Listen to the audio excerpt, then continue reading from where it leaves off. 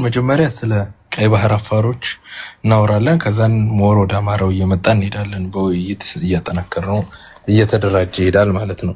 አሁን ሪሰንትሊ ብናስበው እንግዲህ ጀነራል የነበረው ባይዘው የዋና አማራ ያለፈው የ6 ወር የግምገማ እንትን ላይ ተሳተፋችሁ ከነበራችሁ ለምሳሌ ኮንቬንሽን ነበር አይደል? አመታዊ ኮንቬንሽን ነው ኤቭሪ half a year ወይም ይሄ ሚዲር ኮንቬንሽኖች አሉ። እዛ ላይ ተሳተፋችሁ ሰዎች በደንብ ታስታውሱታላችሁና እዛ ላይ ያስቀመጥናቸው ፖይንቶች ነበሩ።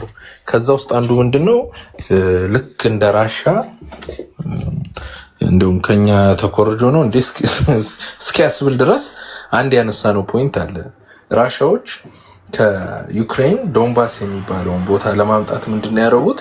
ዶንባስ ላይ ያሉ ራሻዎችን አደራጁና እነሱ ራሻዎች መገንጠል እንፈልጋለን አሉ። አንድ ጊቪ የሚባል ታጋይ ነበራቸው።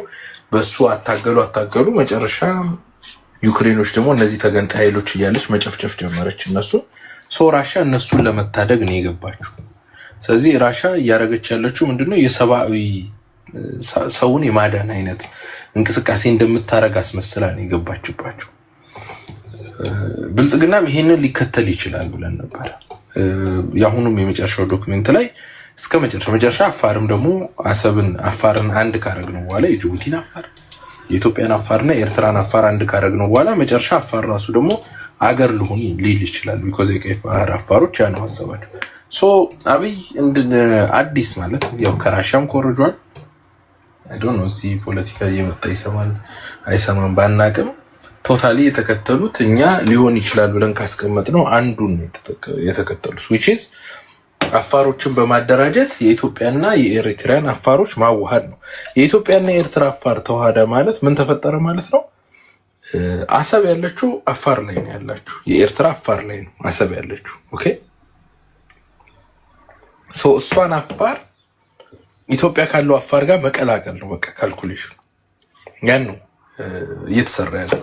ስለዚህ አፋሮች የነጻነት ትግል ነው የሚያደርጉት። የቀይ ባህር አፋር የሚባሉ አሉ። እነሱ የነጻነት ትግል ያደርጋሉ። ያንን የነጻነት ትግል ደግሞ የኢትዮጵያ አፋሮች እንዲረዷቸው ያደርጋል። የኢትዮጵያ አፋሮችን አብይ ያስታጠቀ ይልካል። ከዛን የመገንጠል ጥያቄ ነው። ልክ ኤርትራ ከኢትዮጵያ ተገንጥላ እንደሄደችው የኤርትራ አፋር ደግሞ ከኤርትራ ይገነጠላል ማለት ነው። ሲገነጠል ባዶ እጁን አይደለም የሚመጣው፣ ህዝብና መሬት ይዞ ይመጣል ማለት ነው። ይዞት የሚመጣው መሬት አሰብ ይባላል ማለት ነው። ይሄ ነው ካልኩሌሽኑ፣ ይሄ ነው እየተሰራ ያለው። ሰክሰስፉል ነው፣ በጣም ሰክሰስፉል ሆኖ እየሄደበት ውጤት እያመጣ ነው። ኤርትራ የጠበቀችው ትልቅ ጦርነት ይመጣብኛል ብላ ነው። ሰውየው ግን በዚህ ባልገመተችው ከፍተኛ የፖለቲካ ባይዘው ይሄ ምንም ዩናይትድ ኔሽን ቢሄድ ምን ቢል አሸናፊ ሆኖ የሚወጣበትን ካርድ ነው የሳበው አብይ ማለት ነው። ምንም ማድረግ አይችልም ኤርትራ። የአፋር ህዝብ እገነጠላለሁ ካለ ምን ብላ ታቆመዋለች? ምንም ማድረግ አይችልም። ለማቆም ስትል ትገላለች። ስትገል ደግሞ ምን ይፈጠራል? ሰብአዊ ቀውስ ይፈጠራል። ሰብአዊ ቀውስ ሲፈጠር ዩናይትድ ኔሽን ይገባል። ከዛ በኋላ ዩናይትድ ኔሽን ሪፍረንደም ልክ ኤርትራ ከኢትዮጵያ እንደወጣችው ሪፍረንደም ተደርጎ ተመሳሳይ ጨዋታ ባይዘው ልክ ኤርትራ ስትወጣ የነበረው ተመሳሳይ አይነት ነገር ሪፍረንደም ይደረጋል። ዩናይትድ ኔሽን ይመጣል። ከዛ በኋላ አፋሮች ተገንጥሎ ይመጣሉ፣ ከኢትዮጵያ አፋሮች ጋር ይቀላቀላሉ። ይሄን ሲሰሩ ደግሞ የኤርትራን ፖለቲካ ሊበጠብጡት ይችላሉ። በኤርትራ ፖለቲካ ባይዘው ህገ መንግስት ላይ ተጻፈም አልተጻፈም መገንጠል ትችላለህ። ቢኮዝ የ1956 ይመስለኛል ዩናይትድ ኔሽን ሰልፍ አድሚኒስትሬሽን ይደግፋል። ይሄ እንደ መብት ነው። ስፔሻሊ ከኮሎናይዝ የተደረጉ አገራት አንታይ ኮሎኒያሊስት የሆነው አርቲክል ይሄ ነው የሚባለው፣ ሰዎች ራስን በራስ የማስተዳደር ማለት ነው። ኦኬ አሁን ኤርትራ አደጋ ውስጥ ወድቃለች። ስለዚህ እዛ ጋር አፋር መገንጠል ከፈለገ የቀይ ባህር አፋሮች ትልቅ ሰራዊት ነው ያደራጁት፣ ፓርቲ ያደራጅተዋል። ምንድነው ኦልሬዲ ተደራጅቷል። ይሄ ዝም ብሎ የመጣ አይደለም። በአንዴ አቅም ኖሮ እንትን እያለ ነው፣ አቅም ፈጥሮ የተንቀሳቀሰ ያለ ድርጅት ነው። በአንዴ ነው የጎመራው። ስለዚህ የሆነ ጠንካራ ኃይል እየተፈጠረ ነው። እነዚህ አፋሮች አካሄዳቸውን እንግዲህ ማየት እንችላለን። ኢንተረስታቸው ምንድነው? ኤርትራ ውስጥ የእምነት ካርድ ከተሳበ ዳሴት የሙስሊም የኤርትራ ፖለቲካ የሙስሊም እና የክርስቲያን ፖለቲካ አለ። ቢኮዝ ከፍተኛ አረብ ኢንፍሉዌንስ ስላለው የአረቦቹ አገሪቷን ሞር ኦፍ ኢስላሚክ ማድረግ ኢንተረስት አላቸው። ሶ ሙስሊሙን ኃይል ለመርዳት ችግር የለባቸው። ሶ አሁን የቀይ ባህር አፋሮች ስራቸውን እየሰሩ ነው። ኤሪትሪያን በሁለት ሊከፍሉት ይችላሉ። የእምነት ሙስሊሙ ኤርትራና ክርስቲያን ኤርትራ ተብሎ ለሁለት መከፈሉ አይቀርም። ከዛ ሞር ዴይ ፑሽ በአፋርነታቸው ውስጥ ይደበቃሉ፣ በእምነታቸው ውስጥ ይደበቃሉ። አብይ ምንድነው የሚያደርገው? እነዚህን ቀይ ባህር አፋሮች መርዳት ብቻ ነው። ፓርቲ አቋቁመዋል። በኢንተርናሽናል ኮሚኒቲ በስነ ስርዓት እየታወቁ ነው። ለአሜሪካኖች ሄደው እየተናገሩ ነው። ኢንክሉዲንግ ብርጌድ ንሓመዶ። ቀጣይ የሚያደርጉት ምንድነው? ጦርነቶችን አሁን ይቀሰቅሳሉ፣ ውጊያ ያደርጋሉ። መገንጠል እንፈልጋለን፣ በቃ ሌላ ምንም ነገር አይደለም። ተገንጥለው ወዴት ይሄዳሉ? ሰብሳቢ ሀገር አላቸው። ወደ ኢትዮጵያ የአፋር ክልል አካል ነው የሚፈልጉት። ይሄን ኤርትራ ልታስቆሙ ማትችለው ከፍተኛ ምንድነው ጠረባ አይነት ፖለቲካ ነው። ይሄ በዶክመንታችን ላይ የተጻፈ ነው። ያ ነው እየተከሰተ ያለው። የግምገማ ዶክመንታችን ላይ የዛሬ 6 ወር ውይይታችን ላይ የተጻፈ። ኤሪትሪያ የመረጠችው ደግሞ ታክቲክ ምንድነው ነው? ይሄን ለመቀለስ አሁን ብልጽግና ይዞት የመጣው ራሱም ይዋጋል ደጀን ሆኖ የቀይ ባህር አፋሮችን ደግፎ፣ ጦርነቱ ግን ብልጽግና ቨርሰስ ወይም ኦሮሞ ቨርሰስ ኤርትራ ሳይሆን የሚሆነው ቀይ ባህር አፋር ቨርሰስ ኤርትራ። ጦርነቱን ኦልሬዲ ኤርትራ ውስጥ አመጣው ማለት ወሰደው።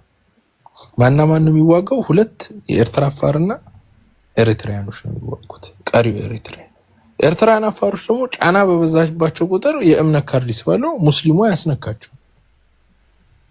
እንደዚህ አይነት ምንድነው ኳግማየሩ ጭቃ ውስጥ ከተውታል ማለት ነው የኤርትራን ፖለቲካ። ይሄን ባይዘዌ የዛሬ 6 ወር 8 ወር አካባቢ ተተንትኗል ይሄን ሊያደርጉ እንደሚችሉ። እዚህም ነካ አድርገናል፣ ዶክመንት ላይም ተጽፏል። ስለዚህም በእነሱ ነው ከጀርባ እያገዘ የሚገፋው። ሰው ወራሪ ይባል ምን አይባልም። መጨረሻ ግን አፋሪ ሆኖ ይዋጋቸዋል። እንደ አፋሩ አፋር ተዋጊ መስሎ ይዋጋቸዋል ማለት ነው። አፋሮች የቀይ ባህር አፋሮች አሸንፈው ከተገነጠሉ ማንም ሰው የመገንጠል መብት አለው። እንገነጠላለን ሲሉ የኢሳያስ አፈወርቂ መንግስት አትገነጠሉ ይላቸዋል። ውጊያ ይጀምራሉ። ውጊያ ሲጀምሩ የኢትዮጵያ አፋር እንዴት አፋር ተነካቢ ብሎ ውጊያ ይሄዳል። ከዛን ጨዋታው ትግሬ ቨርሰስ ምን ሊሆን ነው? አፋር ይሆናል ማለት ነው። በግድ ናብለል ታስቀምጠው አይችልም። በግድ ያንን ሰው ልታስቀምጥ አይችልም። ስለዚህ አፋሮች በቃ ገፍተው መውጣታቸው አይቀርም። ይሄ ነው እየተከሰተ ያለው። ገና የአፋሮቹ ከጅቡቲ አፋር ሞሬ ትራያንግል የሚባል ፖለቲካ ላይ መጣ። አስፈሪው እኛም በዶክመንታችን የጻፍነው እሱ አስፈሪው ምንድነው? የአፋሮች ደግሞ ኢትዮጵያን ተጠቅመው ካዋጉ ካታኮሱ ምን ካሉ በኋላ መጨረሻ ምን ሊያደርጉ ይችላሉ? አፋር የሚባል ሀገር አፋር ትራያንግል የሚባል ሀገር ሊፈጥሩ ይችላሉ። ለትንሽ ጊዜ ግን ከኢትዮጵያ ጋር ይቆያሉ። ምክንያቱም ይሄ የሚረዳቸው ኃይል ያው በኢትዮጵያ ሳይድ ስላለ ገንዘብም ስላለው ሊጨፈጭፋቸው ስለሚችል የኤርትራም ኃይል ሊመታቸው ስለሚችል መሀል ላይ ሰርቫይቭ ለማድረግ ብለው ይቆያሉ። ኢትዮጵያ ውስጥ ያለው አፋር ድሮ ያርጎ ሊያስቀራቸው ይችላል። የጎሳ ጨዋታ ነው። የአፋር ፖለቲካ ማለት በጎሳ ነው የሚሰራው። ግን ከኤርትራ ለመገንጠል የሚይዛቸው ነገር የለም። ጅቡቲዎች የኤርትራን አፋር ገንጥለው ወደ ራሳቸው የመውሰድ ኢንተረስት አላቸው። በዚህ ምክንያት ኤርትራ ብዙ ጊዜ ጅቡቲን ትመታለች ታውቃላችሁ። አሁን ጅቡቲም ኢንተረስቷ ይሟላላታል። ቢኮዝ ከኤርትራ ተገንጥሎ ከመጣ በኋላ ቀጥሎ ከጅቡቲ ጋር ሆኖ ሀገር ይሆናሉ ነው። ይሄ በታጁራ በኩል ያለው ማለት ነው። ይሄ ነው ካልኩሌሽኑ እየሄደበት ያለው። አሁን አብይ አዋጪ ነው ብሎ የሄደበት ትልቁ መስመሩ ይሄ ነው። ለምሳሌ የኤርትራ አፋሮች የመገንጠል ጥያቄ ካነሱ በቃ አለቀ። ያነሱትም የኢንዲፔንደንስ ጥያቄ ነው። ስለዚህ የአፋር ብሔርተኝነት ኤርትራን አፍርሷት ሊመጣ ነው። ከዛ በኋላ በዚህ ጦርነት የኢትዮጵያ አፋር ሲያግዝ የኢትዮጵያ አፋር ለምን አገዘ ብላ ኤርትራ ብትተኩስ ኢትዮጵያ ተወረርኩ ብላ አስመራን ታጠቃለች ማለት ነው። ዝም ብሎ በአውሮፕላን ብቻ በአየር ብቻ አስመራን ይመታሉ። አሁን 5 በጣም ፈጣን ጀቶች ተገዝቷል ከራሻ። እነሱ እንደመጡ ዝም ብለው ባየር ይደበድቧታል፣ ያዳክሟታል። ከዛ በኋላ አስታራቂ ይገባል፣ ዩናይትድ ኔሽን ይገባል። ዩናይትድ ኔሽን ሲገባ አፋሮች የሚያነሱት የመገንጠል ጥያቄ ነው። የመገንጠል ጥያቄ አንስተ መብት ነው 1956 ላይ አለ። ስለዚህ ተገንጥለው ይወጣሉ ማለት ነው።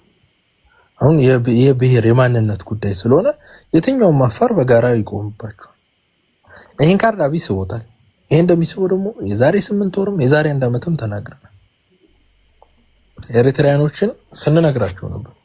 እዚህ ውስጥ ገባላችሁ ኤሪትሪያኖች የመረጡት አሁን መንገድ አማራ ጋር ከምንሰራ ብለው በትግሬ በኩል ትግሬ ማደራጀት፣ አማራን ዝም ብሎ በሶሻል ሚዲያ መደገፍ፣ አማራን የፈለጉት ኢትዮጵያ እንዲበጠብጥ የፈለጉት ኢትዮጵያ መበጥበጥ እንጂ ኢቭን ስልጣን እንዲይዙሉም ይፈልጉም አልመሰሉም። ስለዚህ ሞኝ ስትሆን ደግሞ ትበላለህ።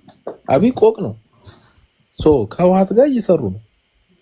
ከህወሓት ጋር ሱዳን ላይ ማይካድራ ላይ የጨፈጨፈውን ኃይል እያጠናከሩ ነው። ለፋኖ የሚሰጡት ግን ተራ ነገር ነው።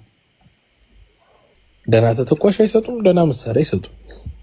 አሁን የኤርትራ ህልውና የአብይ መንግስት እስካለ ድረስ ኤርትራ የምትባል ሀገር ሳያፈርሳት አይወርድም። ያፈርሳታል። በሁለት መንገድ ያፈርሳታል። አንደኛው ባነሳውት በቅድሙ በቀይ ባህር አፋሮች በኩል ያፈርሳታል። ሁለተኛው አስመራን ይደበድባል። አስመራን ሲደበድብ ደግሞ ልክ ራሻ ዩክሬን እንዳረገችው 2 ዓመት ይደበድባል። ኤርትራ ለ2 ዓመት መቋቋም የምትችልበት የጦር አቅም የላት፣ ኢኮኖሚ የላት።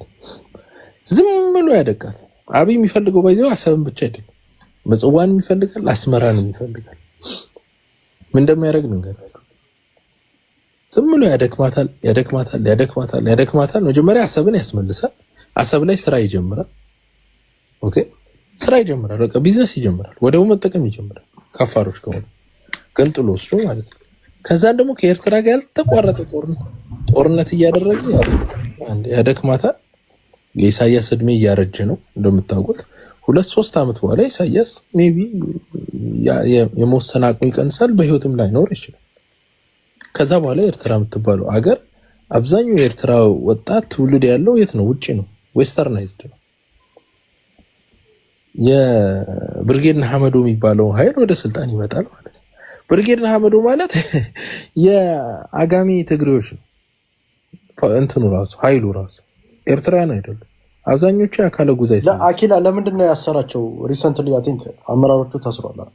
የሐራ መሬቶችን ምን ነው ብርጌድ ንሓመዶ አመራሮች አብይን ያሰማ ኢሳያስ ነው ወይስ አብይ አህመድ?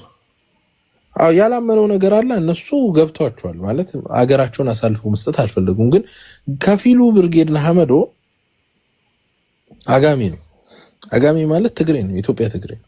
ከኢትዮጵያም ደግሞ ትግሬ ማን ነው? የነ ጌታቸው ረዳ የነ ጻድቃን ዘመዶች ናቸው። በፊት ታስታውሳለህ ዘራቆ ትግሬዎቹ ምን አልናቸው? በጦርነቱ ጊዜ እነ እንትና አቦይ ፀሐዬ የተገደሉት በነ ጌታቸው ረዳ ነው። እነ ጌታቸው ረዳ ጠቁሞ አስመትቷቸዋል። እነ ጻድቃን ከነ አብይ ጋር ነው የሚሰሩት ስንል እዚህ የነበረው እዚህ እኛ ክለባውስና ትዊተር ነው የትግራይ ልጅ በሙሉ ሳቀ። እንዴት ቲዲኤፍ አንድ ነው ምናምን አሉ። እነ ጻድቃን ግን መጨረሻ ሸጧቸው ጥሩ አድርገው የነገርናቸው። አሁን ለኤርትራኖች እየነገርናቸው ቢኮዝ ጉድጓድ እየገባችሁ እኛ የራሳችን ኤርትራን አስበን አይደለም። አሁን ኤርትራ መስመር የሚያልፍ ነገር እየሰራች ስለሆነ ነው። የሚያጣላን ነገር እየመጣ ነው። ምንድነው እያደረጉ ያሉት? የብልጥ ጨዋታ ነው። ግን የሚያደርገው ልንገራችሁ። ኢትዮጵያ ውስጥ ያው አካለ ጉዛይን አያምኑትም። ይላችሁ የኤርትራ ፖለቲካ በሐማስኖች የተያዘ አካለ ጉዛይ አጋሚ ይበዛዋል። ኢትዮጵያ ውስጥ ያለ እንትን ይበዛዋል፣ አጋሚ ይበዛዋል፣ ወይም አጋሚ ይሉታል ኤርትራኖች። እነሱ ደግሞ በሰባጋዲስ ወልዱ ጊዜ ኤርትራን አስተዳድሩ ብዙ ጊዜ ሹም አጋመ ኤርትራ እንደ ሀገር አዩትም። ያጋመ ርስት ነው ብለው ነው የሚያስቡት። እዚህ ውስጥ ማን አለ? ብርጌድ ንሓመዶች አሉ። አሁን ብርጌድ ንሓመዶ ለሁለት ነበረ።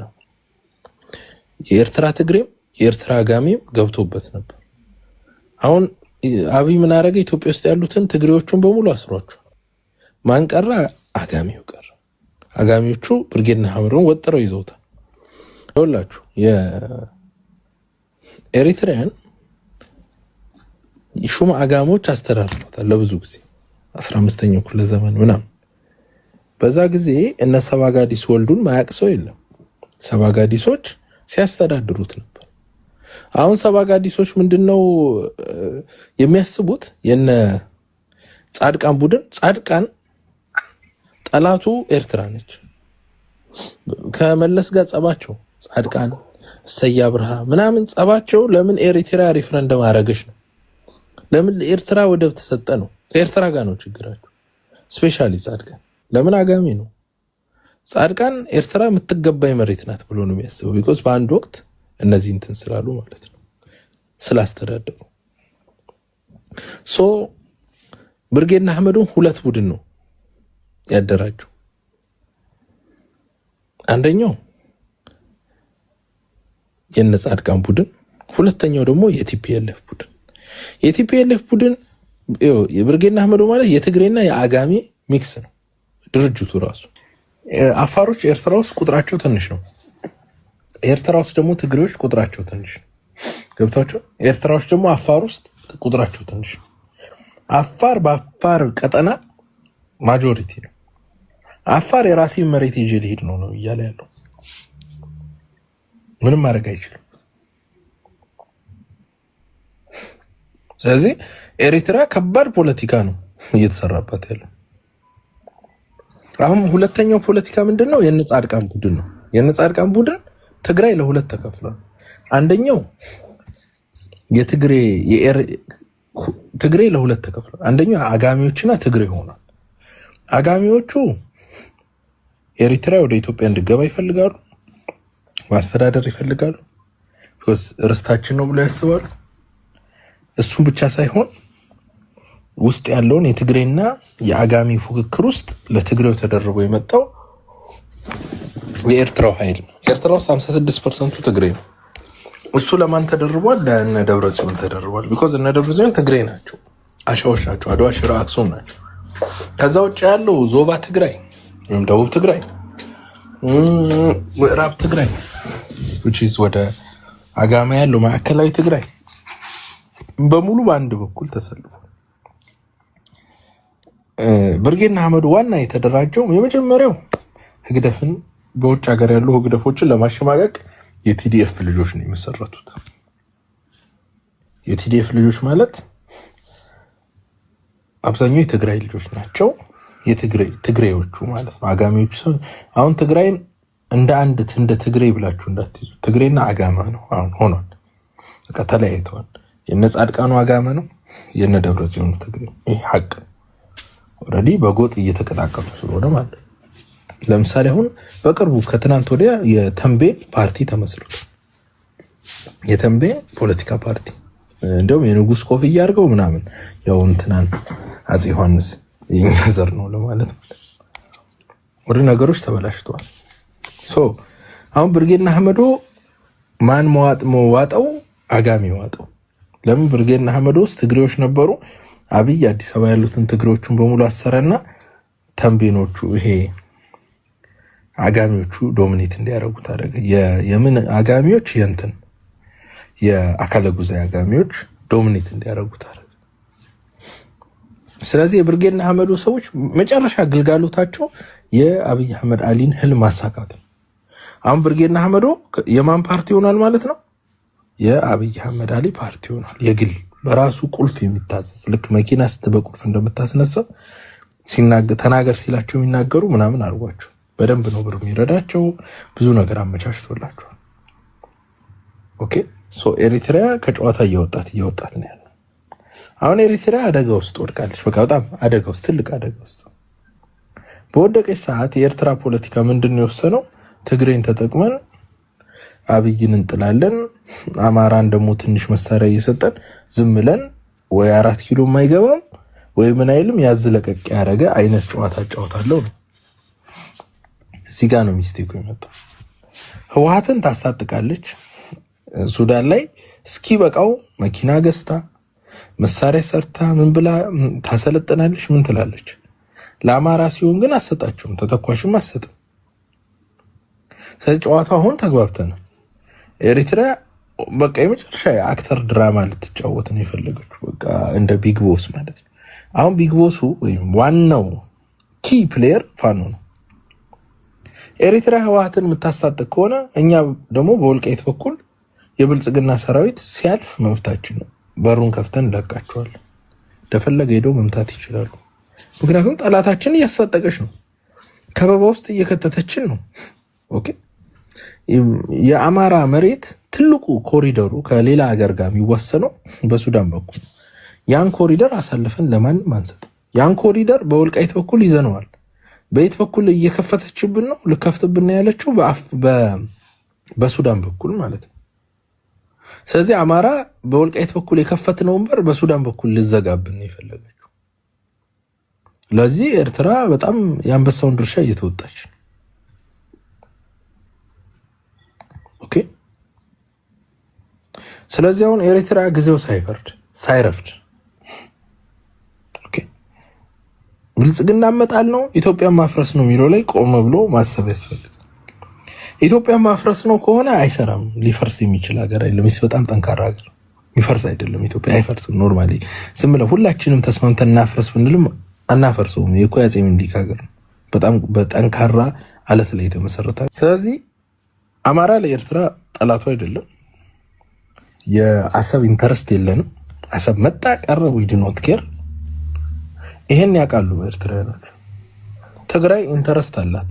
ትግራይ ከተመቻት አኪል አልጠይቀ አሰብስ ወርዝ ያደርጋል።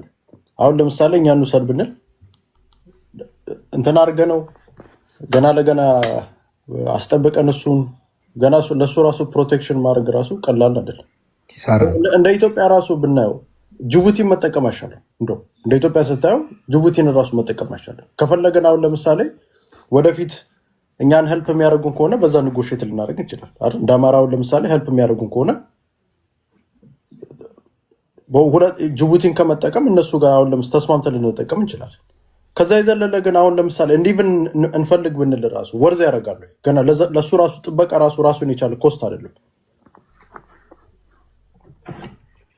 በዚህ ሰዓት ለምሳሌ አማራ እንኳን ስልጣን ሆኖ አሰብን በኢትዮጵያ ራሱ ማረክ ኪሳራ። አንደኛው የኤርትራ አፋር ያለማ የኢትዮጵያ አፋር ያለማ መንገድ ማስተካከል፣ አካባቢውን ሴኩሪቲ መጠበቅ፣ ከዛ በኋላ ፖርት መገንባት። ፖርት ሚኒመም በቃ ቺፕ የሚባለው ፖርት ቢኮዝ ሊፍት ያስፈልገዋል፣ ክሬን ያስፈልገዋል። 1.5-2 ቢሊዮን ዶላር ይፈልጋል። ኢትዮጵያ 2 ቢሊዮን ዶላር ከየትም ልታመጣ አትችልም። ፖርት ልስራ ብትል ራሱ 10 ዓመት ይፈጃል። እዛ ጋር ዝም ብሎ ለስሜት አሰብ የኢትዮጵያ ነው ምናምን። እኛ ደግሞ እንደ አማራ እንደዚህ አይነት ካልኩሌሽን ውስጥ ገብተን አላ ይሄ ለስሜት የምናደርገው ትግል የለም። ለስሜት ትግል ብናደርግ ቢሆን ኖሮ ፋኖን መደበኛ ውጊያ አድርገህ ተዋጋ እንለው ነበር። ፋኖ ግን መደበኛ ውጊያ ማያደርገው ኪሳራን ላለማስተናገድ ነው። መንግስት ጥይቱን እያስረከበን ይሄዳል፣ እየቀጠቀጠን እንልከዋል። ግን ምንድነው የእልህ በለው በስሜት ምናምን ብለን መደበኛ አዋጋ ብለን በቀን 100 ፋኖ ቢሞትብንም ለኛ ኪሳራ ነው። ስለዚህ እኛ በጥበብ ነው እየተጫወትን ያለው። ካልኩሌሽናችን በጣም ርቅቅ ያለ ነው። በኋላ ብሔር ብሔረሰቡና ሌላው ቀሪ ኢትዮጵያዊና ጠላቶቻችን የሚረዱት ጌሙ ሲያልቅ ምን እንዴት እንደተጫወተ የአማራ ፖለቲካ። እዚህ የሚጮህም ብዙ ሰው አትስሙ። እዚህ ብዙ የገባው አይደለም። ዝም ብሎ አዋቂ የሆነ የሚመስለው የዋህ ነው ያለው። የአማራ ፖለቲካ በጣም ካልኩሌሽኑ እንትን ነው። ለምሳሌ ወልቃይትና ራያ እንዴት ነው ያገኘው? ምን አይነት ካልኩሌሽን ነው የሰራው? ኦኬ የአብይ ሰራዊት ወደ ትግራይ እንዴት ነው ወደ ጦርነት የገባው? ዝም ብሎ ፈልጎ ካልኩሌት አድርጎ ብቻ የገባው ይመስላችኋል? አይደለም። we did certain calculations። የኦሮሞ የደቡብ የምን ልጅ መጥቶ ሞተ፣ እኛ ወልቃይትን ይዘን ተሸበለልን። ወልቃይትና ራያ ከዛ ደግሞ ወደ ብልጽግና ዞርን ፊታችን። የኛ ምንድነው ምንፈልገውን ነገር ጎል ኦሪየንትድ የሆነ ትግል ነው የምናደርገው። ስሜት የለም፣ ኢሞሽን የለም፣ ለእልህ የምናደርገው ነገር የለም። ታርጌቶች አሉ፣ እነሱን ቼክ ማርክ የምናደርጋቸው አሉ። ቼክ ፖይንቶቻችን ማርክ እያደረግን ነው እያለፍን። ኦኬ we're playing the game በጣም ቢዩቲፉል በሆነ መልኩ ማለት ነው። ሶ አሰብ መጣ። አሰብ ኢትዮጵያ ነው ተባለ። ማልማቱ ስንት ይፈጃል? 1.8 ቢሊዮን ዶላር። የኤሪትሪያን በሙሉ ከዚህ ልማት ጋር ተሳስሮ ኦፕሬቲንግ ለማድረግ ቢያንስ 1.5 ቢሊዮን ዶላር ይፈጃል። 3 ቢሊዮን ዶላር ኢትዮጵያ ኦልሞስት ያመት በጀቷ ነው። የለም ሜቢ ሃፍ ኢየር ኳርተር ኢየር በጀቷ ነው። ያን ያክል ኢንቨስት ማድረግ አይቻልም። አሚድ ዋር ዞን ማለት ነው፣ ጦር ቀጠና ነው። ከዛ በኋላ ከባህሩ ባይዘው አሰብ ያንተ ከሆነ ከአሰብ 20 ኪሎ ሜትር ውሃው 20 ወይ 50 ኪሎ ሜትር በራስ እንትን ትላለህ። ያንተ ነው፣ ውሃውም ያንተ ነው። ያንን ደግሞ ከፓይሬት ከሁቲ ከምኑ ከተለያዩ ፓይሬቶች ደግሞ ፕሮቴክት ማድረግ ከዛን ደግሞ ከራሻ ጋር ከአሜሪካ ጋር መፎካከር፣ ለዛ ቦታ ደግሞ ሌላ አደጋ ኪሳራ ነው። በዚህ ውስጥ ደግሞ ኤርትራ ውስጥ የሚፈጠር ጦርነት አለ። ነፃ አውጪ ኃይል ይመጣል፣ መሬት የተነጠቀብኝ የሚል የኤርትራ ኃይል ይመጣል። ምን ይላል? ኪሳራ ነው። በቃ እዛ ሄደ መንበጫበጭ። ኦኬ ለኛ ወርስ ያደርግ።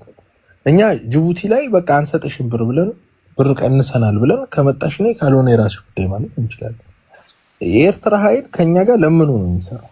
ለምኑ ማለት አሰብን ዲቨሎፕ እናርግልን፣ ሰላም ከሰጠን አሰብን በጋራ ጆይንት ዲቨሎፕመንት ካረግ ፖርት ኦነርሺፕ ካለ ኮርፖሬት ነው ፖርቱን አብረን እንገነባለን፣ ፖርቱን እንጠቀማለን። ኤርትራ ሴኩሪቲ ሰጠናለች፣ እኛ ደግሞ ያን ፖርት እንጠቀማለን ማለት አለቀ። ይሄንን ድል እንሰጣታለን። አሁን ፋኖ ወደ ስልጣን ከመጣ ይሄ በሩ ክፍት ነው። ለዚህ የኢትዮጵያ ቢያንስ 30% ንግድ በአሰብ በኩል እናረጋለን። ያ ቀላል ብር አይደለም። የኤርትራን ህዝብ ህይወት በደንብ የሚቀየር ይሄን የቢዝነስ እድል ቢኮዝ እኛ ገዢ እንጂ ሻጭ አይደለም። ከስተመር ደግሞ ኢዝ ኪንግ። ኦኬ እኛ ተለምነን ምን ሰራለን? ሶ